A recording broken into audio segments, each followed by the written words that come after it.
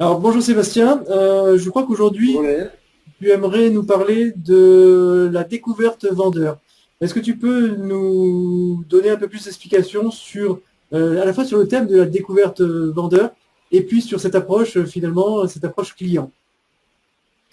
Complètement. En fait, pourquoi j'ai voulu parler de la découverte vendeur aujourd'hui? Tout simplement parce que les négociateurs en immobilier travaillent trop sur la force de leur offre de service et sont trop axés sur cette offre et ont toujours tendance à croire que l'offre va suffire pour pouvoir signer un mandat exclusif.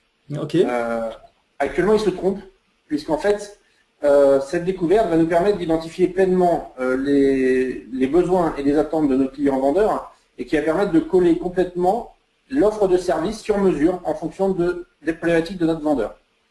Afin de bien qu'ils comprennent bien que cet outil, que ce moyen de commercialisation est fait pour lui et uniquement pour lui. D'accord. Voilà. Ok. Donc, donc en fait, les prérequis pour faire une bonne découverte vendeur, tout d'abord, c'est de mettre en confiance le client. Nous sommes dans une discussion et afin qu'il se livre sur les éléments importants pour lui de sa vie, puisque le projet de vente est un projet quand même très personnel, il va falloir qu'il soit dans une phase de confiance et qu'on soit dans une phase de discussion et non pas dans un interrogatoire. Pour cela, le négociateur va devoir utiliser plusieurs techniques afin de mettre ce client en confiance et de le laisser se livrer sur ses besoins, sur ses attentes. Tout d'abord, il va devoir utiliser des techniques de questionnement. Mhm. La première, les différentes questions qu'on va aborder. On va aborder les questions ouvertes, on va utiliser les questions fermées, les questions investigatrices et reformulatrices. D'accord. Toutes ces questions vont nous permettre d'avoir une discussion claire, de pouvoir aussi affiner certains sujets et de pouvoir lui offrir le meilleur service. Souhaites-tu que je t'explique la différence entre toutes les questions? Oui, oui, parce que bon, on nous a toujours appris, c'est vrai que dans le cadre d'une découverte, que ce soit acquéreur ou de découverte vendeur, en tout cas en termes d'approche de la relation client, on nous a toujours appris qu'il y avait effectivement un ensemble de typologies de questionnements. Mais j'aimerais bien qu'on rentre un petit peu plus dans le détail, si tu permets, sur justement qu'est-ce qu'une question ouverte, qu'est-ce qu'une question donc, comment tu as formulé ça, enfin ouverte? Investigatrice. Investigatrice et la Et troisième fermée. est fermée. Fermée. D'accord. Alors, tout d'abord, une question ouverte, c'est une question qui va permettre au client d'ouvrir le débat, d'ouvrir la discussion. Mhm. Par exemple, si demain tu reviens de vacances et que j'ai envie de savoir tout ce qui s'est passé sur tes vacances, je ne vais pas te demander si ton hôtel était un hôtel de 3 étoiles ou 4 étoiles, puisque Oui. tu vas répondre qu'à cette question. Oui. Je vais plutôt te poser comme question, bonjour Lionel, tu viens de revenir de vacances, j'aimerais savoir comment c'est passé, est-ce que tu peux m'expliquer ce que tu as fait durant tes congés?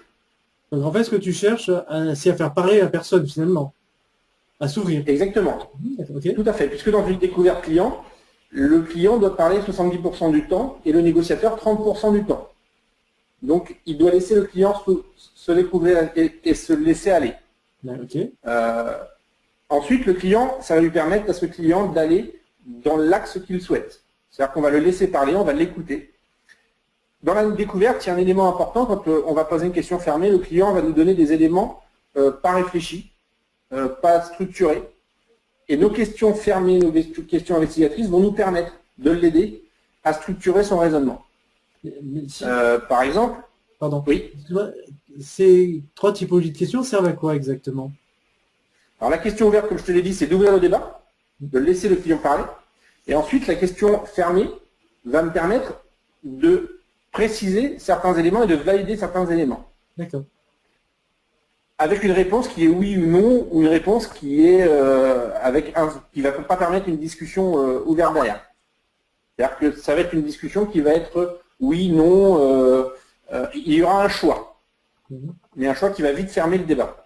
D'accord. Ensuite, la question investigatrice, c'est ce que j'appelle la question c'est-à-dire. Quand, si je te dis que, si je te demande comment se sont passées tes vacances, et que tu me dis très bien, l'hôtel était sympa, je vais peut-être te dire mais qu'est-ce qui t'a plu dans cet hôtel? Et là, je vais aller en investigation pour avoir plus d'éléments factuels qui vont permettre de mieux cerner tes vacances. Ok. Voilà. Et du coup, on va utiliser ces questions en fonction des besoins. Est-ce que tu veux que je te fasse un exemple avec une découverte vendeur et avec un projet vendeur d'un client? Oui, je veux bien, ouais, je veux bien si tu veux qu'on fasse une simulation, oui, avec plaisir, oui. On va partir du principe que tu es un vendeur, que D'accord. tu vends ton bien sur Antibes Ok. et donc tu dois me parler de ton projet. Donc je vais commencer par poser une question bien ouverte qui va être, voilà Lionel, tu m'as dit que tu souhaitais vendre ton bien. Peux-tu me dire ce que tu as mis en place? Quel est ton projet? Pourquoi tu vends? Explique-moi tout. Je t'écoute. Bah, écoute, tout simplement, bah, effectivement, je veux vendre cette maison pour tout simplement avoir plus grand. Bah, plus grand, ouais, essentiellement aujourd'hui, si je vends, c'est pour avoir quelque chose de plus grand. D'accord. Aujourd'hui, donc on a vu ta maison, tu as actuellement 100 mètres carrés. Quand tu parles de plus grand, tu as une utilité de combien de pièces de plus, d'une surface plus importante de ta pièce à vivre, de ton extérieur plus important? Qu'est-ce que tu as besoin comme surface complémentaire? Bah, dans l'idéal, j'aimerais bien avoir un séjour plus grand, parce que c'est vraiment la pièce à vivre, donc c'est un séjour plus grand, et j'aimerais avoir deux chambres supplémentaires, voire même trois, puisque j'aimerais bien avoir un bureau supplémentaire, plus deux chambres, dont une chambre d'amis. Voilà. Ça ferait une chambre d'amis, un bureau et une chambre, une véritable chambre de plus. D'accord. Et du coup, ce projet, tu l'as identifié, il doit se faire pour quelle période? À quel moment tu as besoin d'avoir emménagé dans cette nouvelle maison? Bah, écoute, dès que j'ai vendu ma maison d'Antibes, dès que j'ai vendu, bah, là, en plus, je serai un potentiel client pour toi, puisque effectivement, je serai à la recherche d'un nouveau bien, oui. Donc, Que tu, c'est, que tu es en train de me dire, Lionel, que pour pouvoir acheter ton futur bien, tu es dans l'obligation d'avoir d'abord vendu ta maison actuellement. impérativement. Et en plus, je vais pas être très original comme client, puisque en même temps, impérativement, il faut que je le vende bien évidemment au meilleur prix. Puis ma maison est tellement belle, c'est une des plus belles, donc forcément, je veux absolument la vendre Dans les meilleures conditions, évidemment. Et aujourd'hui, qu'est-ce que tu as déterminé, comment tu as déterminé le prix de ta maison actuellement? Est-ce que tu as déjà fait des estimations? Est-ce que tu as déjà une idée sur le prix que tu en veux? C'est très simple. J'ai contacté plusieurs agences immobilières et voilà, j'ai donné mon prix, ils m'ont dit OK.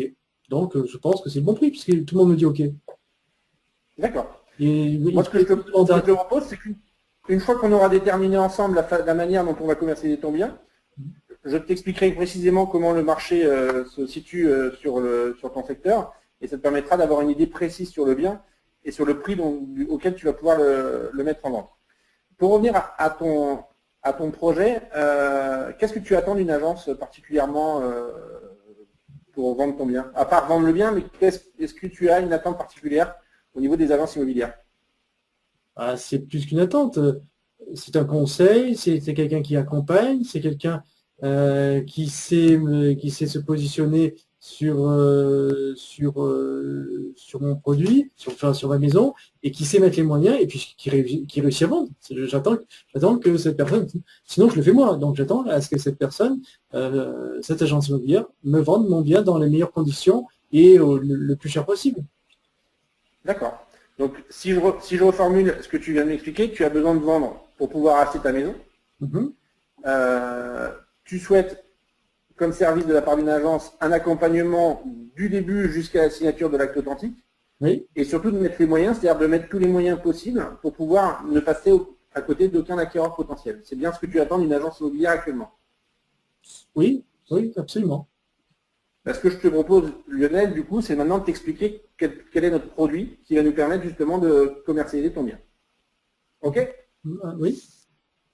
On va stopper la simulation. Je ne sais pas si tu as compris, Lionel, un petit peu comment on avait utilisé les différentes questions. À Oui. la question où tu m'as dit que tu souhaitais vendre d'abord, j'ai eu la nécessité de bien valider les choses. Et c'est pour ça que quand je t'ai posé la question, est-ce que tu es dans l'obligation de vendre avant d'avoir acheté ta maison, tu m'as bien validé par un oui. Et là, j'ai utilisé la question fermée pour être sûr qu'on soit bien en phase sur cet aspect-là. Mhm. Est-ce que tu comprends bien l'utilisation de cette question? Oui, oui, je comprends et ça fluidifie, je constate surtout que ça fluidifie la relation et ça fluidifie le contexte. Et puis en plus, ce qu'on ressent, c'est une mise en confiance. C'est-à-dire qu'on se sent, en tout cas, interrogé. Et dans le mot interrogé, c'est pas une acquisition, c'est tout simplement on sent que l'agent immobilier de conseil veut apporter une solution, veut apporter en tout cas à la fois une démarche intellectuelle et puis une vérification, une validation d'un processus. Et je crois qu'aussi quand on est vendeur, quand on se situe de l'autre côté, on a besoin d'être accompagné dans cette réflexion de prise de conscience. Et ce que je comprends au travers des questions que tu poses, et cet apprentissage-là, hein, finalement, puisque c'est tout le but de cet apprentissage, c'est de bien démontrer que grâce à des questions, on met en confiance, on laisse parler le client et lui-même se dirige vers une meilleure compréhension peut-être de ce qu'il attend. Alors à la fois en bien, bon, bien évidemment, dans la simulation, je suis certain que le client, le vendeur va être en attente encore de plein d'autres choses, mais déjà je commence à comprendre tout le cheminement qui est en train de se faire justement par ce petit jeu de rôle. Oui, intéressant. Merci. En fait, bien évidemment, là, ce n'est qu'une simulation et on avait un temps donné pour la faire. On peut travailler bien évidemment beaucoup plus la découverte pour avoir plein d'éléments. Le dernier point qui était important, c'est que j'ai reformulé stratégiquement la découverte à la fin, afin de bien valider les points qui vont me permettre de vendre mon exclusivité derrière, qui était un accompagnement précis jusqu'à l'acte authentique en se disant je vous rassure mon client puisque je serai là jusqu'au moment où vous aurez signé chez le notaire. Et deuxièmement, je ne vais pas mettre tous les moyens en œuvre, je ne vais pas faire toute la publicité partout, je vais juste mettre la publicité en face pour que je ne passe à côté d'aucun acquéreur pour votre maison. Et après, du coup, je vais pouvoir orienter mon offre de service sur ces deux points-là, en expliquant à mon client que je suis l'interlocuteur unique de son bien, que je vais pouvoir m'occuper de lui jusqu'à la signature de l'acte authentique et que je vais pouvoir après lui expliquer mon plan d'action commerciale que je vais mettre en place pour qu'il soit rassuré et qu'aucun de ses acquéreurs ne passe à côté. D'accord. Okay. Est-ce que tu as d'autres questions par rapport à cette découverte? Est-ce que ça t'éclaire déjà un peu plus sur la manière dont on utilise ces trois types de questions?